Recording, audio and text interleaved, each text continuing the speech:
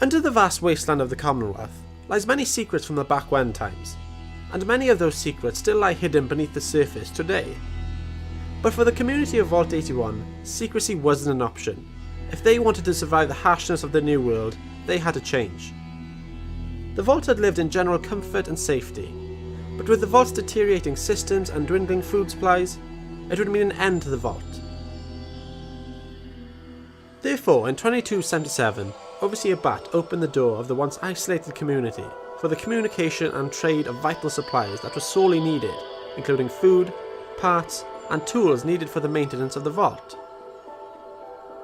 With the general open door policy of the Vault, you would think that the community would be warm and welcoming to the outsiders. But the contrary is true, with a very distrusting or borderline xenophobic attitude towards outsiders. Since when do we leave losers in here? The fuck did you just say? Prick. But what is most interesting about the Vault is its dark history that even the Vault dwellers don't know of. Vault-Tec had built Vault 81 with the sole directive of developing a universal cure for every human sickness. But the scientists developing the cure planned to use the residents of the Vault as test subjects with a variety of diseases and cures.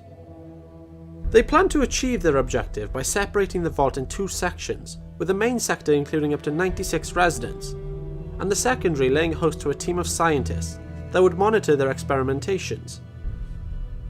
The residents of the Vault would be exposed to the experiments via propellant nozzles hidden throughout the Vault, and in the worst case scenario where the scientists were meant to be evacuated, the propellant nozzles could also incinerate the unknowing Vault dwellers.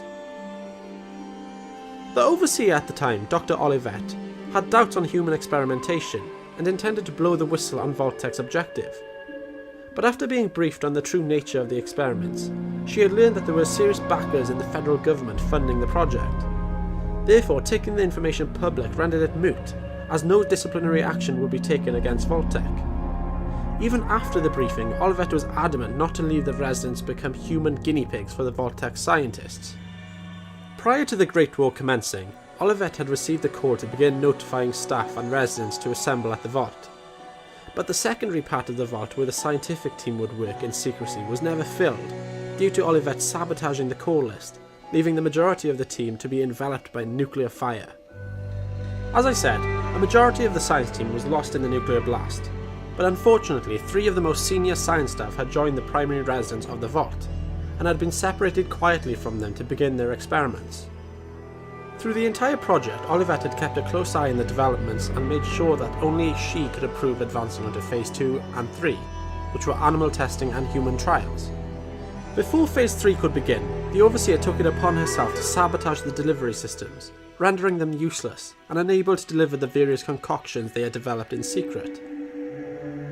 As well as disabling the delivery system, she had also sealed off all access points to the secret vault, leaving the scientists to their fate.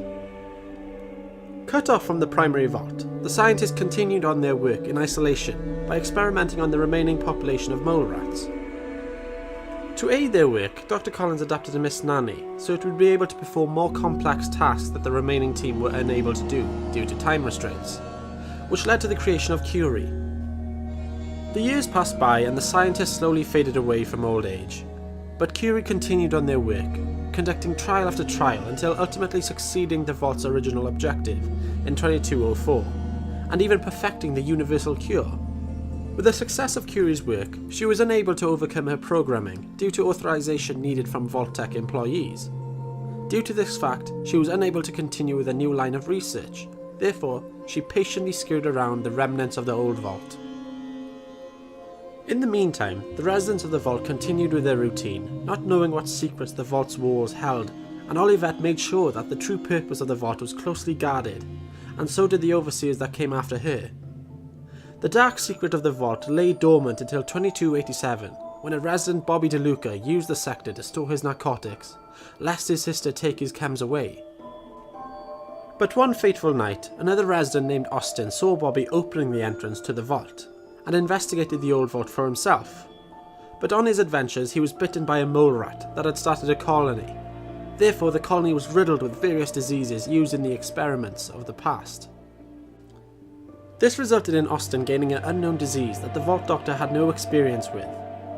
When a certain sole survivor showed up in the vault wishing to help, his search led to Bobby that revealed a possible lead through his drug stash. The survivor searched the vault for hours until it led to Curie and her research. With the discovery of Curie's research, it meant that a viable cure was on the table, and perhaps Austin's young soul could be saved from a painful death. Maybe the vault's residents thanked the survivor with a quaint little apartment as a token of appreciation. After all, who would need a universal cure in today's world? Ah, for fuck's sake! I feel like I've droned on about the dark side of the vault without even mentioning the good that lies underneath the dirt.